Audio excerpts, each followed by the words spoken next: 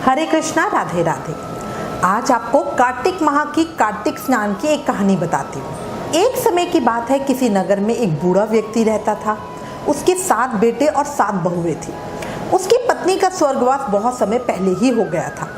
उसके 7 बेटे अलग अलग रहते थे, पर सबके घर थे आसपास ही। उस बूढ़े व्यक्ति का कोई एक निश्चित ठिकाना नहीं था। कभी किसी बेटे के रहता तो कभी किसी बेटे के। बूढ़ा व्यक्ति मन का सच्चा और भगवान का भक्त था। जब उसकी पत्नी जिंदा थी तब वो हर साल जोड़े से कार्तिक भी नहाता था, पर पत्नी के स्वर्गवास के बाद उसे लगता था कि बहू को परेशानी होगी, इसलिए कार्तिक स्नान नहीं कर पाता था। एक बार कार्तिक का महीना आया। उसका मन बेचैन था। वो कार्तिक स्नान करना चाहता था। उसने अपनी सभी बहुओं से पूछा कि मैं कार्तिक का स्नान करना चाहता हूँ, क्या तुम इसे निभा दोगी? 7 में से 6 बहुओं ने बिल्कुल साफ मना कर दिया। कौन रोज इतनी सुबह उठेगा? लेकिन बड़ी बहू ने कहा, पिताजी आप कार्तिक स्नान करो, मैं निभा दूंगी। बूढ़ा बड़ा खुश हुआ। कार्तिक महीना शुरू हुआ। अब हर रोज बूढ़ा सुबह जल्दी उठता, नदी पे स्नान करने के लिए जाता, फिर वापस घर आता। गीली धोती को वहीं बहू के आंगन में सुखा देता। जैसे जैसे उस गीली धोती से पानी की बूंदें जमीन पे गिरती, वैसे वैसे वो सब हीरे मोती में बदल जाती। धोती से हीरे मोती गिरते देख बाकी 6 बहुओं से रहा नहीं गया और वो बोली, हम भी पिताजी को अपने यहाँ नहाने को बुलाते हैं। उन्होंने कहा, पिताजी आप कल से हमारे यहाँ कार्तिक नहा लेना। बूढ़े ने कहा, ठीक है, मुझे तो नहाना ही है, मैं तुम्हारे यहाँ नहा लूंगा। बूढ़ा सुबह सवेरे स्नान करके आया और धोती उसने दूसरी बहू के आंगन में सूखने के लिए डाल दी, लेकिन यहाँ हीरे मोती की बजाय कीचड़ टपकने लगा। सभी बहुओं ने देखा और कहा, आप हमारे यहाँ पाप का स्नान कर रहे हो, इसलिए यहाँ से जाओ और बड़ी बहू के यहाँ ही स्नान करो। बूढ़ा वापस बड़ी बहू के यहाँ आया और कार्तिक का स्नान करने लगा। स्नान करके उसने फिर धोती सुखाई तो फिर से हीरे मोती गिरने लगे। अब कार्तिक का महीना समाप्त होने को था। बूढ़ा कुछ चिंता में रहने लगा तो बड़ी बहू ने इसका कारण पूछा।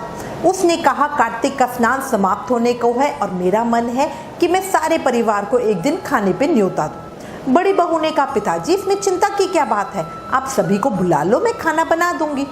बूढ़ा सभी को निमंत्रण देने गया तो बाकी बहुओं ने कहा, जब तक ये घर पर रहेगी हम खाने पर नहीं आएंगे। बूढ़ा फिर से चिंता में घिर गया, ऐसे कैसे होगा, और सूखने लगा। बूढ़े को सूखता देख बड़ी बहू ने कहा, पिताजी अब आपको क्या चिंता है? बूढ़े ने बाकी 6 बहुओं वाली बात बड़ी बहू को बता दी, जिसे सुनकर वो बड़े प्रेम से बोली, पिताजी आप किसी भी तरह की कोई भी चिंता ना करें, मैं खाना बनाकर रख जाऊंगी और खेत घुमाऊंगी। उसकी बात और उसका मन देखकर बूढ़ा रोने लगा। बड़ी बहू ने अपनी कसम देकर उसे चुप करवाया। कार्तिक पूर्णिमा को बड़ी बहू ने सबके लिए बढ़िया खाना बनाया। बहुत तरह तरह की चीजें बनाई। जब सबके आने का समय हुआ तो वो 4 रोटी लेकर खेत पे चली गई। इधर सभी जने आए, खाना खाया। वाकई खाना बहुत ही बढ़िया बना था। 6 बहुओं ने खाना खा लिया, लेकिन जाने से पहले बाकी बच्चे खाने में कंकड़ पत्थर डाल गई। बड़ी बहू आएगी तो उसे कुछ भी नहीं मिलेगा और वो परेशान होगी। उधर खेत में बैठकर बड़ी बहू कहने लगी, राम जी की चिड़िया, राम जी का खेत, चुग लो चिड़िया भर भर पे। मेरे ससुरे ने घर में जगह दी और मैंने खेत में। चिड़िया को बाजरा डालकर वो घर आ गई। घर आई तो बूढ़ा फिर से उदास बैठा था। उसने फिर पूछा, अब ये उदासी क्यों?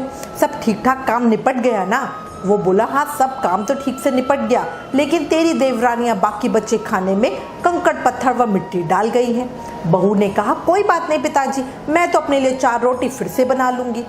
बहू बूढ़े से बात कर घर के भीतर गई तो क्या देखती है, जिस खाने में वो सब कंकड़ पत्थर डाल के गए थे वो सभी हीरे मोती में बदल गए हैं। घर धन दौलत से भर गया है, अन्न के भंडारे भरे पड़े हैं। वो बड़ी खुश हुई और बूढ़े को बुलाकर लाई और कहा, पिताजी आपने तो कहा मेरे लिए कुछ नहीं बचा, लेकिन यहाँ तो देखो हीरे मोती के भंडारे हो गए हैं। पूरे घर में धन की वर्षा हो रही है। साधारण सा घर महल में बदल गया है। बूढ़ा सब चीजों को देखकर बोला, बेटी तुमने सच्चे मन से कार्तिक स्नान को निभाया था, लेकिन बाकी बहुओं ने पापी मन से इसे निभाया, इसलिए कार्तिक देवता तुमसे प्रसन्न हुए और ये फल दिया। हे कार्तिक के देवता, जैसे आपने बड़ी बहू की सुनी वैसे ही आप सभी की सुनना। कहते सुनते हुकारा भरते सभी की सुनना, सभी के भंडारे भरना। बोलो कार्तिक के देव की जय, गंगा मैया की जय। अगर आपको ये कहानी पसंद आई हो तो प्लीज़ इसे ज़्यादा से ज़्यादा शेयर करें। Please like, share and subscribe. Thank you. Hare Krishna.